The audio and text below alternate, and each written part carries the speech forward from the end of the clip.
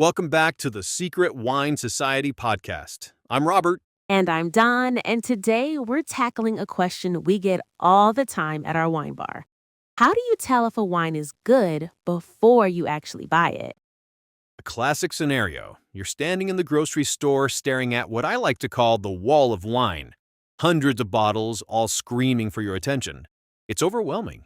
It really is. You've got flashy labels, confusing names, and prices that are all over the map.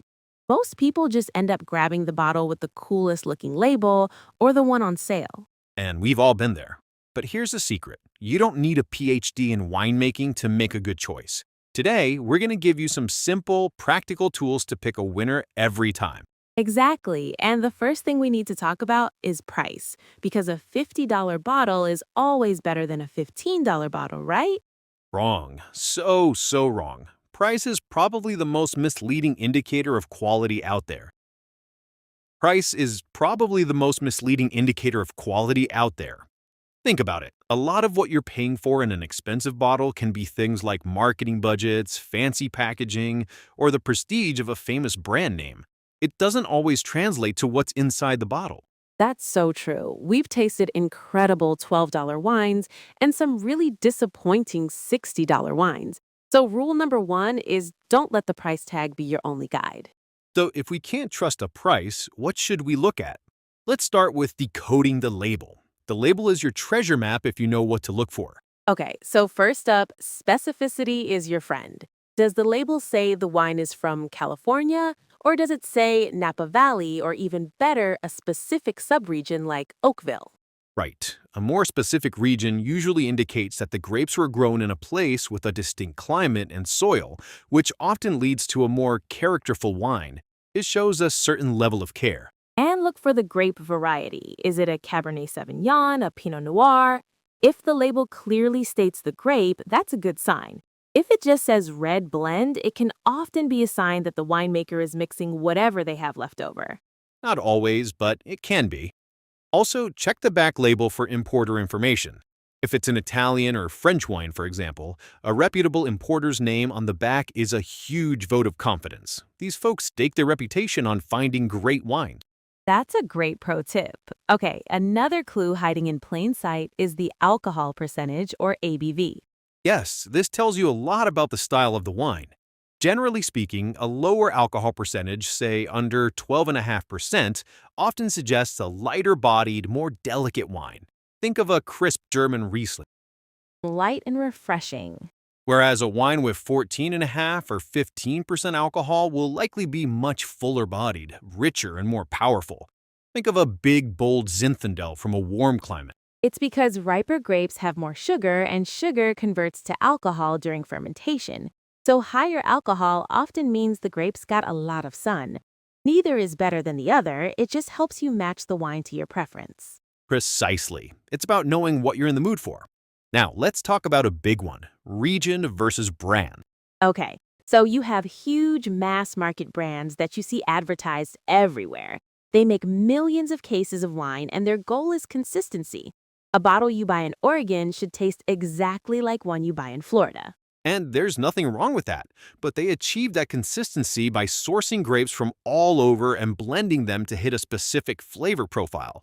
It's more of a manufactured product. Right. On the other hand, a wine from a specific region, especially a smaller producer, is more about expressing a place and a particular year. It's less about a formula and more about what nature gave them. Which brings us to the vintage, or the year on the bottle. Don, how much does the year really matter for the average wine drinker? For most wines you buy at the grocery store, especially whites and rosés under $20, it doesn't matter that much. The key is to drink them young and fresh. Just look for the most recent year available. Exactly. You don't want to see a 5-year-old bottle of cheap Pinot Grigio collecting dust on the shelf. Definitely not. Vintage becomes much more important for higher-end red wines meant for aging, like Bordeaux or Barolo. But for everyday drinking, just go for recent vintages. Okay, let's talk red flags. What are some warning signs on a bottle that might make you think twice? My personal pet peeve is overly flashy, gimmicky labels.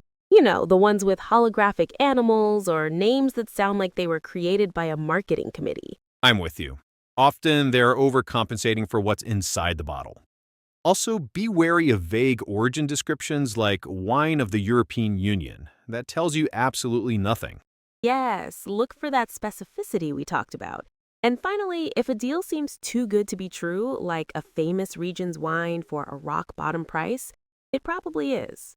The absolute best strategy, though, is to skip the grocery store altogether and go to a dedicated wine shop. The people who work there want to help you. What about those little numbers you sometimes see on the shelf? The wine score. 90 points, 92 points. Should we pay attention to those? Totally. I remember a customer came into our shop one day looking totally lost. She said she was hosting a dinner party and needed a red wine that would please everyone, but her budget was $30 a bottle. That's a great question. Wine scores, usually on a 100-point scale, are from critics. A score of 90 or above is generally considered outstanding. It can be a useful tool if you know you like a particular critic's palate. I remember her. She was convinced she'd have to serve something mediocre. Exactly. So instead of just pointing to a bottle, we chatted for a few minutes. I asked what kind of food she was making and what kind of wines she usually enjoyed. And based on that, we recommended a Côte de Rhône from a small producer we love. It's a fantastic, versatile French red blend of tastes way more expensive than it is. She came back a week later just to tell us it was a huge hit, and everyone asked where she got it. That's the power of trusting your local shop. We taste these wines so you don't have to take a gamble. It's what we love to do. Okay, let's wrap this up with 3 simple, actionable takeaways for the next time you're facing that wall of wine. Don, what's number 1? Number 1, look for specificity on the label. A specific town or region is almost always a better sign than a generic country or state. Number 2, check the back label. Look for an importer you recognize or a little story about the family who made the wine. It shows a human connection, which is a great sign. And number 3, don't be afraid to try something new from a region known for good value. Think Portuguese reds, Spanish Verdejo, or French Gamay. They often over-deliver for the price. Great advice. The goal is to drink better, not just more. And the adventure of discovering a hidden gem is half the fun. It really is. Well, that's all the time we have for today. If you're ever in our neck of the woods, come say hello at our wine shop, the Secret Wine Society in beautiful Oakland, Oregon. And don't forget to subscribe to the podcast wherever you're listening and check out our videos on our YouTube channel. Until next time, cheers.